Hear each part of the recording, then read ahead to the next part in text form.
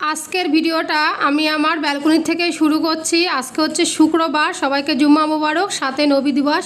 সবাইকে নবী দিবসের অনেক অনেক শুভেচ্ছা। হ্যালো এভরিওয়ান, আসসালামু আলাইকুম, শুভ সকাল সবাইকে। রাহানাস ব্লগের আরও একটা নতুন ভিডিওতে সবাইকে স্বাগত। তো সকালে হচ্ছে আজকে নবী দিবসের দিন, সারাদিন কি কি করছি, আমার ব্লগটা কেমন, মানে কি করলাম সারাদিন, সেটাই তোমাদের সাথে শেয়ার করব।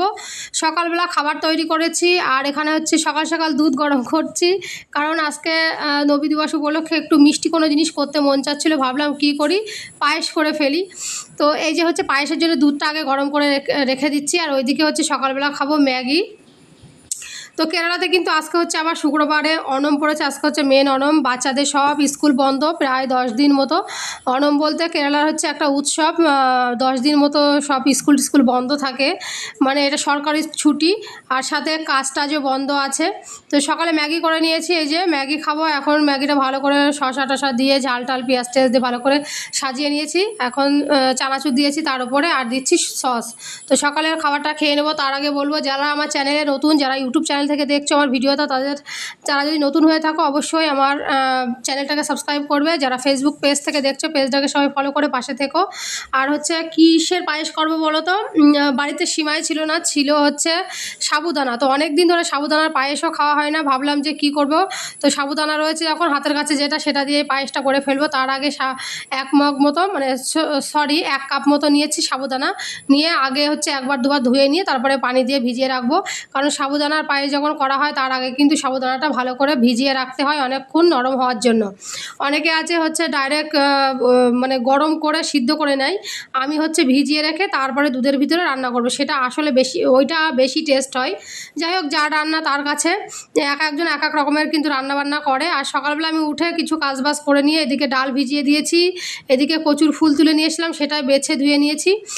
আর এদিকে হচ্ছে দুধটা এখনও জাল করছি, কারণ কচুর ফুলের বড়া হবে, যার জন্য ডালটা ভিজিয়ে রেখেছি। আর এদিকে ডাল টাল বেটে নিয়ে একদম কচুর ফুলটা নুন হলুদ দিয়ে সিদ্ধ করে নিয়েছি, আর এখানে বাটনা করে নিয়েছি।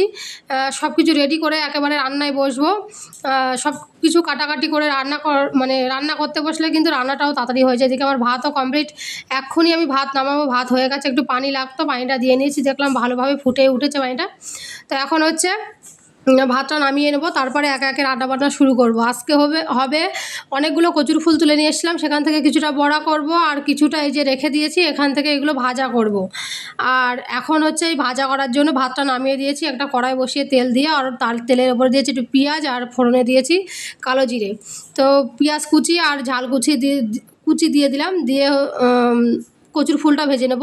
আর কচুর ফুলের ওপরে দেবো হচ্ছে তোমার একটু, দেখলাম একটু মুখে দিয়ে না গাল ধরছিল, তাই একটু টক ফল, সেটাই হচ্ছে কেটে দিয়েছিলাম। তো চলো পেঁয়াজটা একটু মোটামুটি ভাজবো। আর এখানে আমি একটুখানি জিরে আর সর্ষে বেটেছিলাম, সেটাই দিলাম। আজকে একটু অন্যরকম করে ভাজছি, আর একদিন শুধু নুন হলুদ দিয়ে ভেজে তুলে নিয়েছিলাম, আর পেঁয়াজ ঝাল কুচি দিয়ে।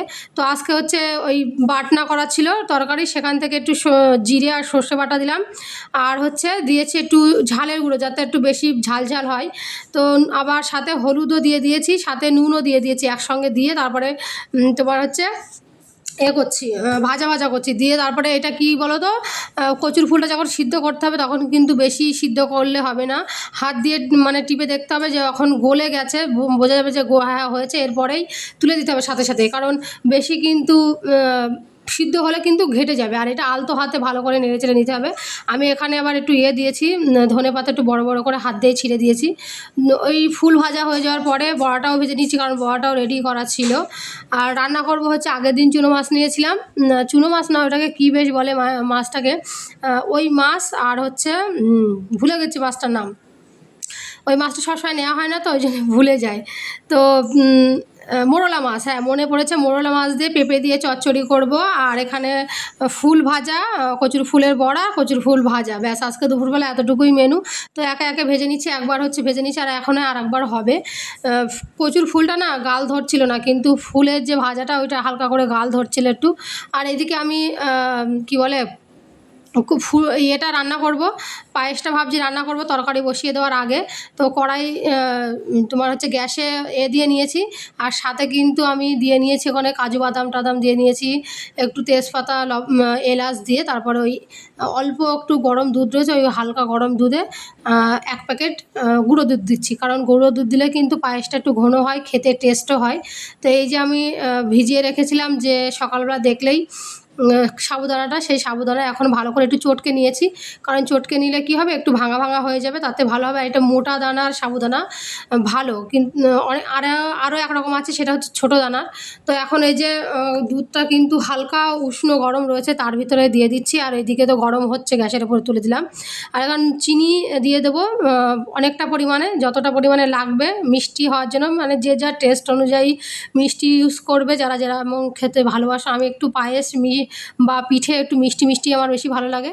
তো এদিকে রান্না কিন্তু হয়ে গেছে, অতটা ডিটেলসে দেখালাম না।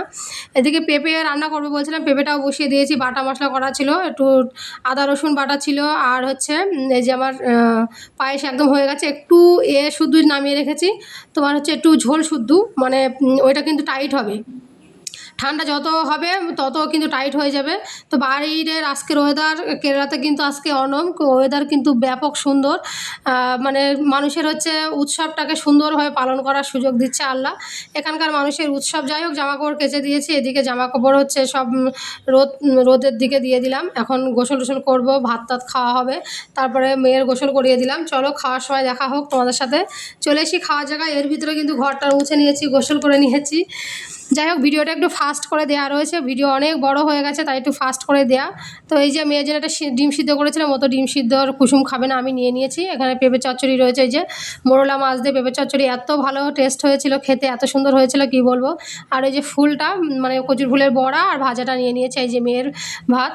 তো চলো খাওয়া দাওয়া করা যাক। আর এই যে সে আমার পায়েসটা কিন্তু আরও অনেক ঘন হয়ে গেছে, যেহেতু তোমার সাবুদানা কিন্তু দেখবে রান্নার পরে কিন্তু ঘন হয়ে যায় আস্তে আস্তে। আর এই ভিডিওটা হচ্ছে আমার সন্ধ্যাবেলা, ভিডিওটা অনেক ফাস্ট করে দেওয়া রয়েছে, যাই হোক আমার কথার সঙ্গে হয়তো মিল খাচ্ছে না।